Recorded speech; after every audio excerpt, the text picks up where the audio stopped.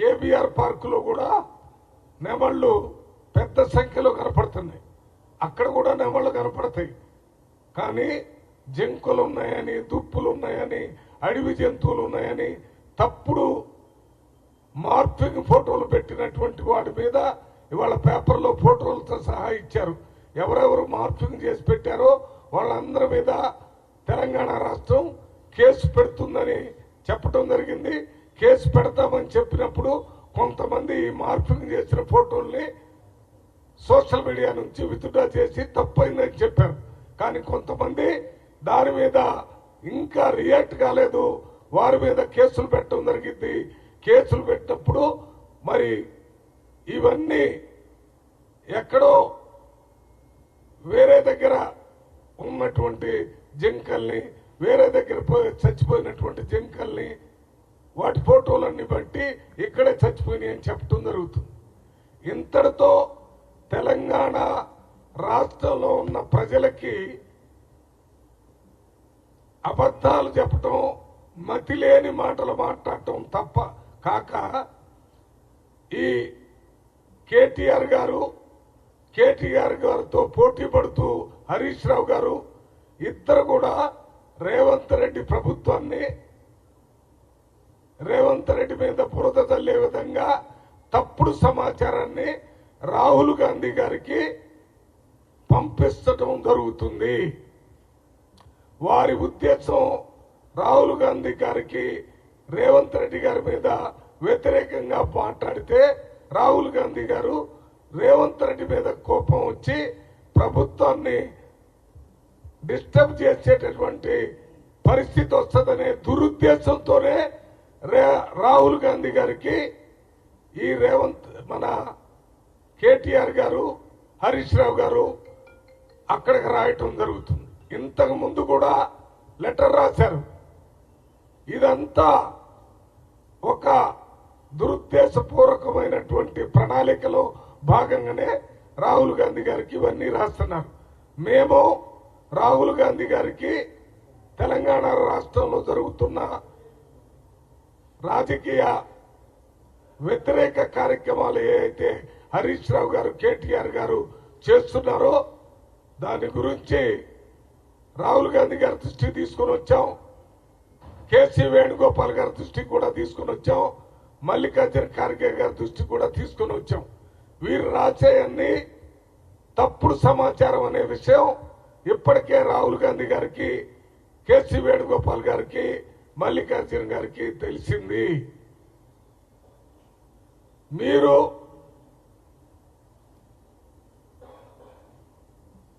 ఒక నిజాన్ని దాచి అబద్ధాలని మన హిట్లర్ టైంలో గోబెల్ అనేటటువంటి మంత్రి ప్రత్యేకంగా అబద్ధాలు ప్రచారం చేయడానికే ఏ రకంగా ఆ రోజుల్లో గోబెల్ మంత్రి పనిచేశాడో ఆ రకంగా ఈరోజు మాజీ మంత్రి BRS party working president KTR గారు, మాజీ మంత్రి హరీష్ రావు గారు, కవిత గారు వీళ్ళంతా వాళ్ళ రాజకీయ లబ్ధి కోసం వాళ్ళ పార్టీకి రేవంత్ రెడ్డి గారి ప్రభుత్వం చేస్తున్న కార్యక్రమాల వల్ల అడ్రస్ లేకుండా పోయే పరిస్థితి వచ్చిందని ఆ భయంతోనే రేవంత్ రెడ్డి గారు పరిపాలన రాజ్యాంగబద్ధంగా లేదని, పక్షులను చంపుతున్నాడని, జంతువులు చంపుతున్నాడని, లేకపోతే పార్కులను నాశనం చేస్తున్నాడని మీరు మాట్లాడే మాటలకు అర్థం లేదు. కేటీఆర్ చెప్తాడు, ఈ భూమి ఎవరికైనా ఇండస్ట్రీలకు ఇస్తే మీరెవరు తీసుకోవద్దు, తీసుకుంటే మేము 3.5 సంవత్సరాల్లో అధికారంలోకి వస్తాం, రాగానే ఆ భూములన్నీ తిరిగి మేము స్వాధీనం చేసుకుంటున్నాం.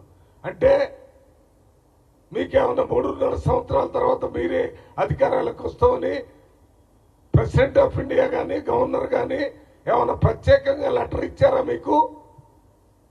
పిచ్చి పిచ్చి మాటలు, పిచ్చి పిచ్చి ప్రలాపాలు, ప్రజలను భయపెట్టేటటువంటి కార్యక్రమాలు చేస్తే చూస్తూ ఊరుకునేటటువంటి ముఖ్యమంత్రి కానీ కాంగ్రెస్ పార్టీ కానీ లేదని హెచ్చరిస్తున్నాం. మీరు చేస్తున్నటువంటి తప్పుడు సమాచారాన్ని అంతా కేటీఆర్ మీద, కేసీఆర్ మీద, ప్రత్యేకంగా వాళ్ళు చేస్తున్నటువంటి తప్పుడు ఆరోపణల మీద, తప్పుడు స్టేట్మెంట్ మీద నిన్న మొన్న కేటీఆర్ గారు ఒక స్టేట్మెంట్ ఇచ్చాడు. ఆ భూమిని మేము తిరిగి ఇస్తామని. మరి వాళ్ళు అమ్మినటువంటి భూములు వాళ్ళ టైంలో దాదాపు 20,000 కోట్ల రూపాయలు భూములు అమ్మి ప్రభుత్వ ఖజానాకి జమ చేసుకున్నారు. అదంతా ఆ భూములన్నీ ఏం కావాలి, కోకాపేటలో వేల వేసి భూములు అమ్మారు. ఒక్కొక్క ఎకరం 100 కోట్లకి ప్లాట్లేసి అమ్మారు. సిగ్గు లేకుండా చేసిన తప్పులు మీ వెనక పెట్టుకొని ఇవాళ రాష్ట్రంలో ఉన్న నిరుద్యోగుల కోసం ఐటీ ఇండస్ట్రీస్ తీసుకొని వచ్చి అక్కడ ఉద్యోగాలు కల్పించాలని రేవంత్ రెడ్డి గారు ప్రయత్నం చేస్తుంటే వాటి మీరు వ్యతిరేకిస్తున్నారని ప్రజలందరూ గమనిస్తున్నారు. అంతేకాదు రేవంత్ రెడ్డి గారు ప్రభుత్వం పరిపాలన విఫలమైందని అంటున్నారు. ఏ విఫలమైంది? రేవంత్ రెడ్డి గారు ప్రభుత్వంలోకి వచ్చిన తర్వాత ఒక్క సంవత్సరం లోపులోనే 20,000 కోట్ల రూపాయలు 35 లక్షల మందికి రైతు ఖాతాల్లో 2 లక్షల రూపాయలు వేశారు. అది విఫలమైతే మీరు విఫలమయ్యారు. 5 సంవత్సరాల్లో 1,00,000 రూపాయలు అప్పు మాఫీ చేస్తారని 4 కిస్తీలుగా రైతులు మోసం చేసి డబ్బులు ఇచ్చినటువంటి ప్రభుత్వం మీ ప్రభుత్వం విఫలమై 4 సార్లు ఇచ్చారు.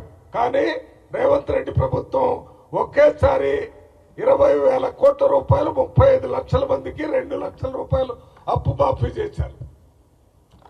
మీరు 10,000 కోట్ల రూపాయలు ఇస్తే రేవంత్ రెడ్డి గారు 12,000 కోట్ల రూపాయలు ఇస్తున్నాడు. మీరు నిరుద్యోగులకు ఉద్యోగాలు ఇవ్వకుండా నోటిఫికేషన్ ఇవ్వటం, తప్పుడు నోటిఫికేషన్ అని మళ్ళీ రద్దు కావటం, ఎగ్జామినేషన్ పెట్టడం, పేపర్ లీక్ అయిందని రద్దు కావటం, మీరు నిరుద్యోగుల్ని నిలువురా మోసం చేశారు. అదే రేవంత్ రెడ్డి వచ్చిన వెంటనే నోటిఫికేషన్ ఇచ్చి పక్కడబందీగా ఎగ్జామినేషన్స్ పెట్టి పేపర్ లీకేజ్ లేకుండా, ఎగ్జామినేషన్ పోస్ట్ పోన్ లేకుండా గ్రూప్ 1, గ్రూప్ 2, గ్రూప్ 3 ఈ ఎగ్జామినేషన్స్ అన్ని కండక్ట్ చేసి విజయవంతంగా 60,000 మందికి ఉద్యోగాలు, టీచర్స్ కానివ్వండి, ఇతర డిపార్ట్మెంట్కి సంబంధించినటువంటి వారిని అందరికీ ఉద్యోగాలు ఇచ్చారు. మళ్ళీ ఒక ఉద్యోగాలు ఇచ్చేటటువంటి క్యాలెండర్ ని పబ్లిక్ సర్వీస్ కమిషన్ చైర్మన్ గారు డిక్లేర్ చేశారు, చేయించారు ముఖ్యమంత్రి. మీరు ప్రభుత్వం ఫెయిల్ కావటం వల్లనే ఆనాడు మీరు ఇచ్చినటువంటి నోటిఫికేషన్ అన్ని రద్దయిపోయినాయి.